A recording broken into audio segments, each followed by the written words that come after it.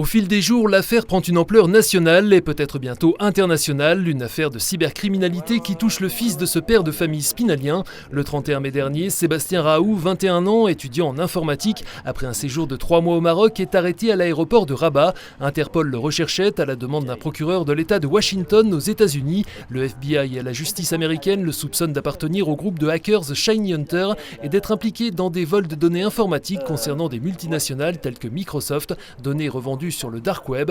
Des accusations auxquelles le jeune homme se dit prêt à répondre, mais en France, pas aux États-Unis, qui ont demandé au Maroc son extradition sur leur sol, où il risque 116 ans de prison. Le Maroc, moi j'ai rien à lui reprocher, il fait son travail, il y a une fiche rouge à Interpol, il arrête la personne et va étudier la possibilité d'extradition. Mais pour l'instant, il n'a qu'une demande émanant des États-Unis. Donc, pour quelle raison il dirait non, on le rapatrie en France? Il n'y a pas de demande de la France. Il suffit que la France fasse une demande d'extradition et ils l'étudieront. D'autant plus qu'il y a quand même une convention d'extradition entre le Maroc et la France.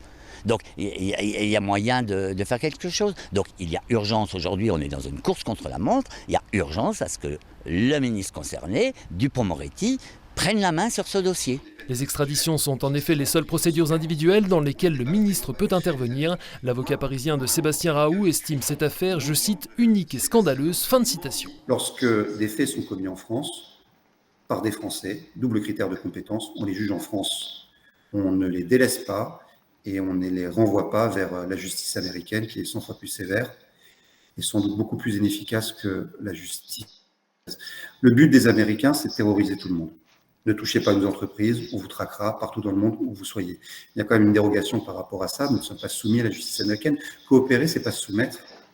Participer à la manifestation de la vérité, c'est pas renoncer à juger. Pour l'avocat de Sébastien Raoult, cette affaire est l'illustration parfaite d'un déni de justice. Les investigations ont été faites par des magistrats et des policiers français, sauf que ceux-ci ont abandonné littéralement leur obligation de poursuite et de juger pour envoyer ce dossier aux États-Unis, ce qui est inacceptable. En attendant, le jeune spinalien demeure incarcéré dans une prison de Rabat, dans une cellule avec 8 autres codétenus. Ses droits fondamentaux sont préservés. Maintenant, j'imagine bien qu'il préférait être ailleurs que dans une prison à Rabat, bien évidemment. Mais il a quand même un bon moral. Les conditions de détention ?